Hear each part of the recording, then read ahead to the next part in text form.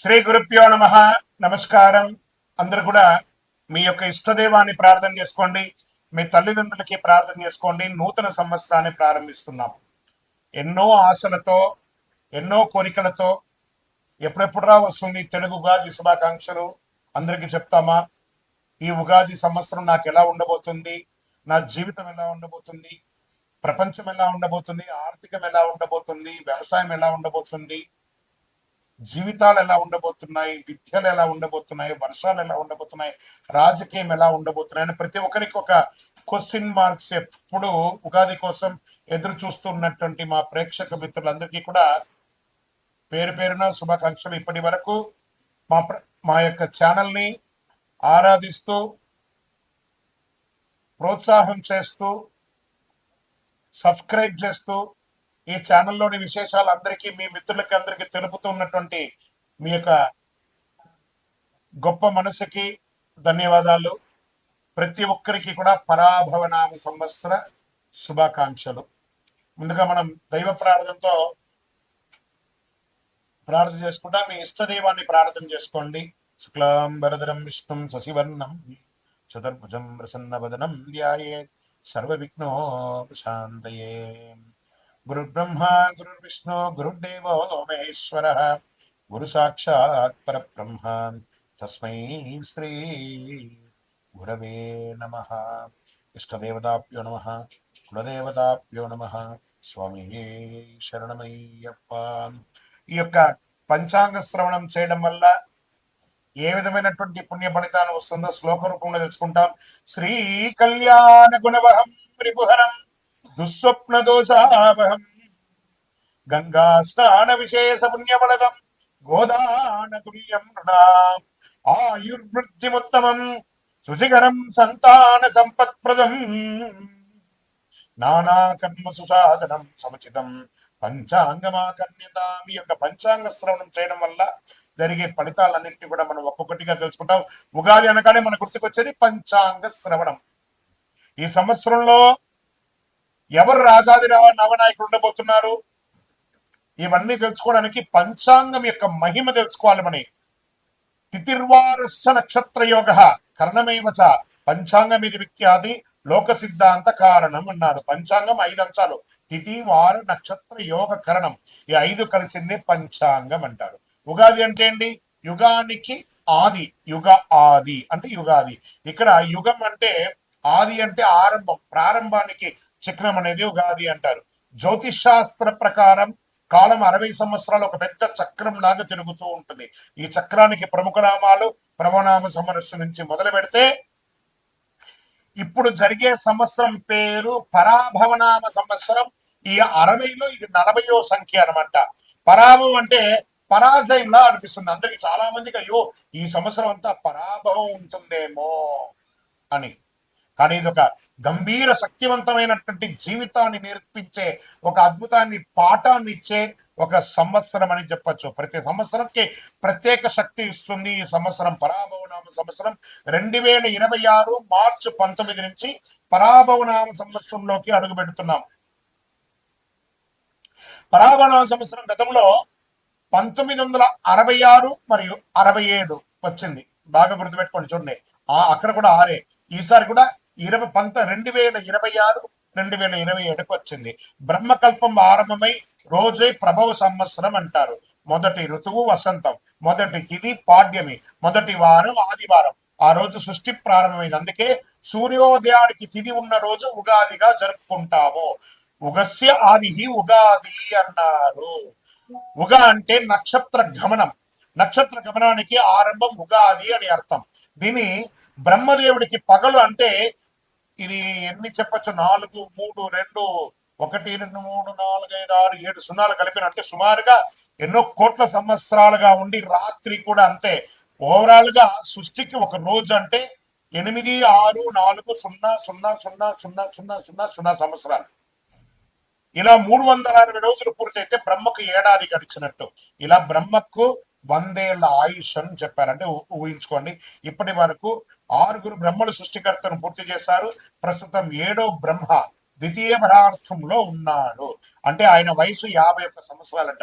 చూసుకోండి, యొక్క కలియుగం ఇంకెన్నేళ్ళు ఉండబోతుందో. ప్రస్తుతం మనం ప్రస్తుతం మనం యొక్క వైవస్వత మన్వంతరం కలియుగంలో ఉన్నాం. శ్రీ మహావిష్ణువు మత్స్యావతారంలో సోమకాసురుడు అనేక రాక్షసుని సంహరించిన వేదాలు రచించి బ్రహ్మకు అప్పగించిన రోజు ఉగాది అంటారు.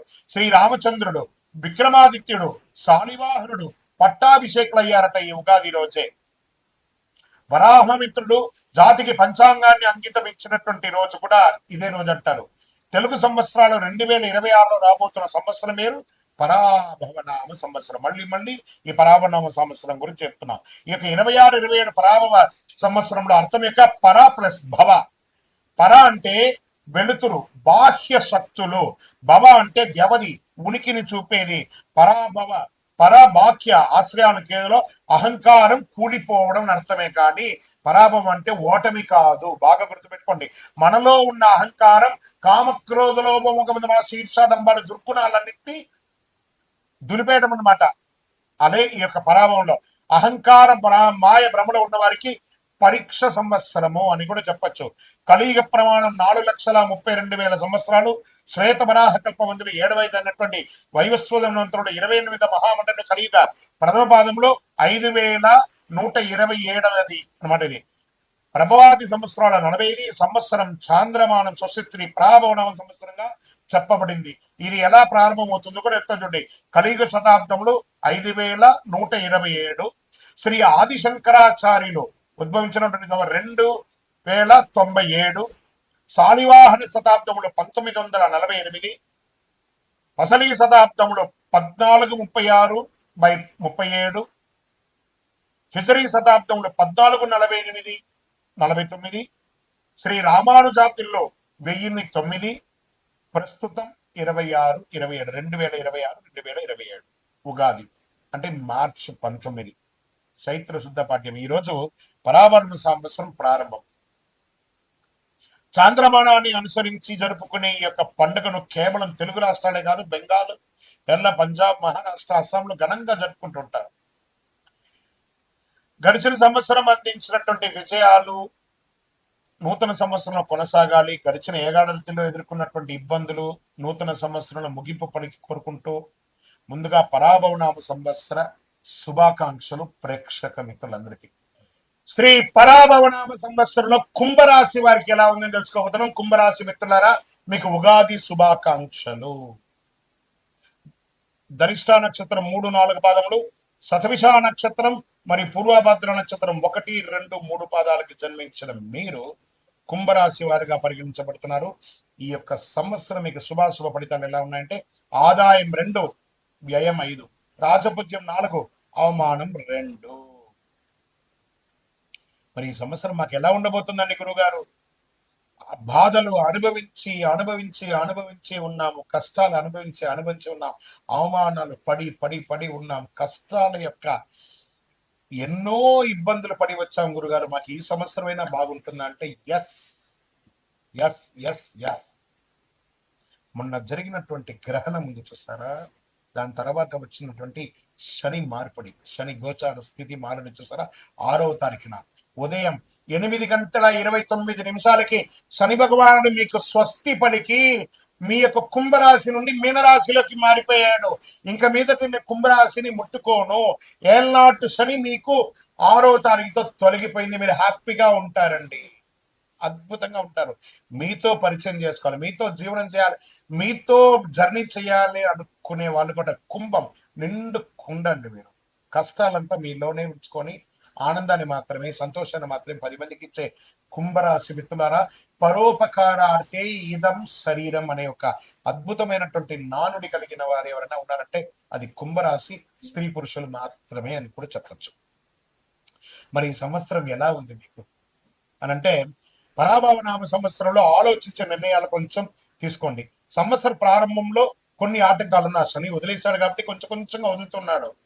సంవత్సరం మధ్యలో పరిస్థితి విపరీతంగా మారుతుందని, అద్భుతంగా ఉంటారు. శని భగవానుడు మీనరాశిలో 2వ స్థానంలో సంచరిస్తాడు. కుటుంబ విషయంలో మాత్రం జాగ్రత్త. ఇది మాత్రం ఖచ్చితంగా చెప్తున్నాను.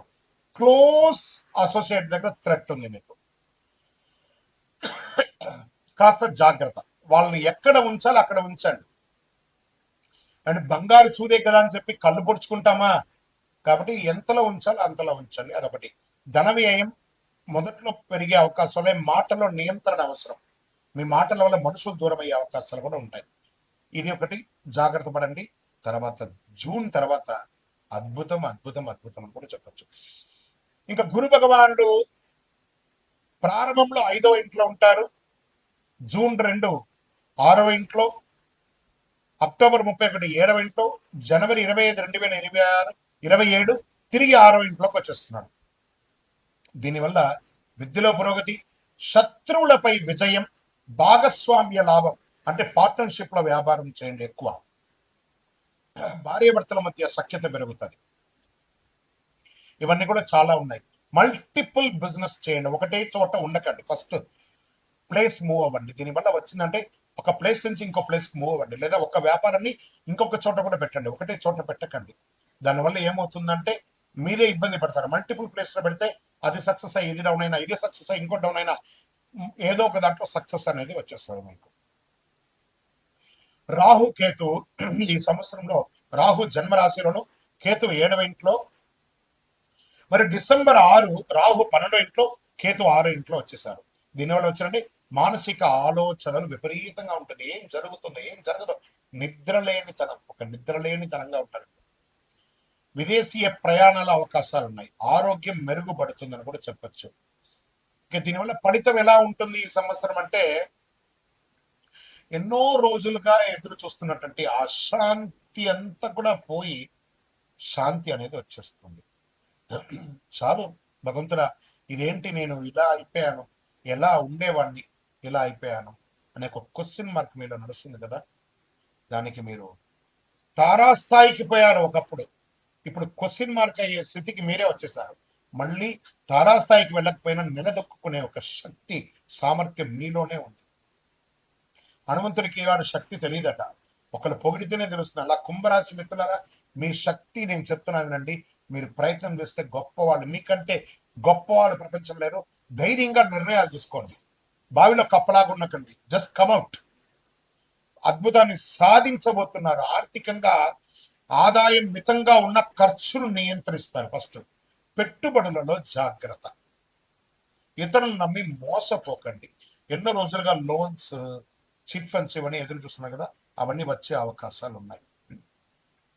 ఇంకా ఉద్యోగం చేసే వాళ్ళకి ఉద్యోగంలో మార్పులు, పై అధికారుల నుంచి కొంచెం ప్రెషర్, అది కూడా కొంచెం కంట్రోల్ అయ్యే అవకాశాలు ఉన్నాయి జూన్ తర్వాత.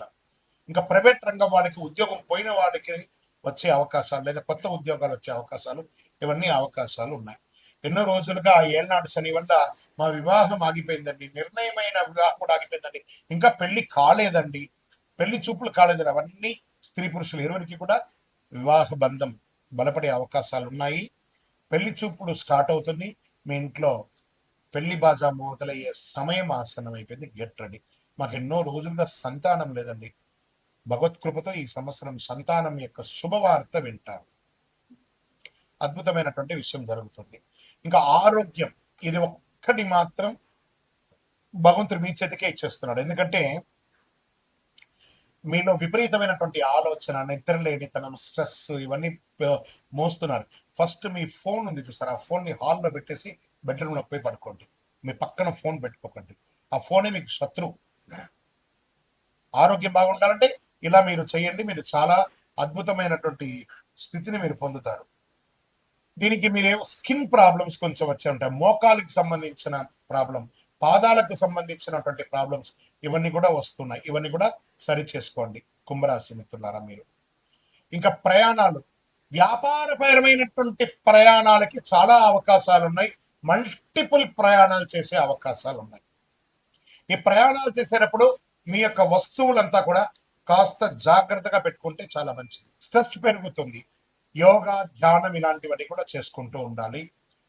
వృత్తిపరంగా ఉన్నటువంటి ప్రయాణాలలో అనవసరమైనటువంటి నిర్ణయాలు తీసుకోకండి. ఇంకా విద్యార్థులు చాలా కష్టపడి చదవాలి, యోగం పొందుతారు. కష్టపడి చదవాలి అంతే. చాలా అద్భుతమైనటువంటి అవకాశాలు ఉన్నాయి. వ్యవసాయదారులకు చాలా బాగుంది. కళాకారులకి మంచి యోగం అని చెప్పొచ్చు.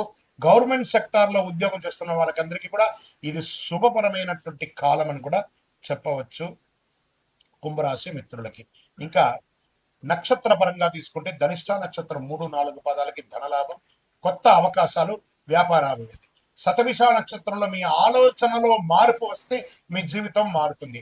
ఆధ్యాత్మిక ఆసక్తి పెరుగుతుంది, కొత్త పరిచయాలు పెరుగుతుంది, సమాజంలో ఉన్నతమైనటువంటి వ్యక్తుల యొక్క పరిచయాలు పెరుగుతాయి.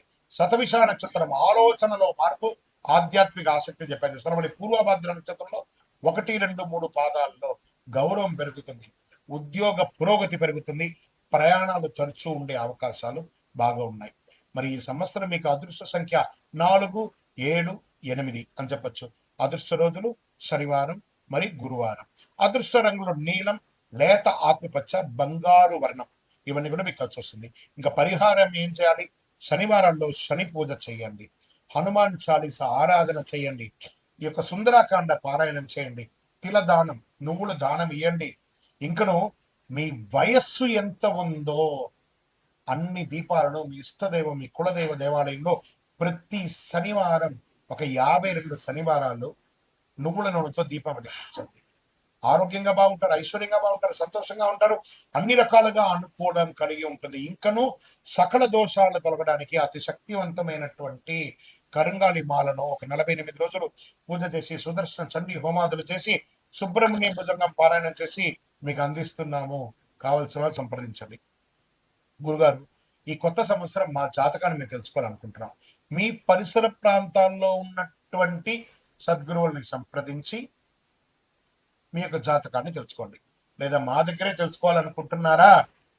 మీ పేరు, date of birth, time of birth, place of birth మా డిస్ప్లేలో కనబడుతున్నటువంటి నంబర్కి వాట్సాప్ చేసి మీ అపాయింట్మెంట్ ఫిక్స్ చేసుకోండి.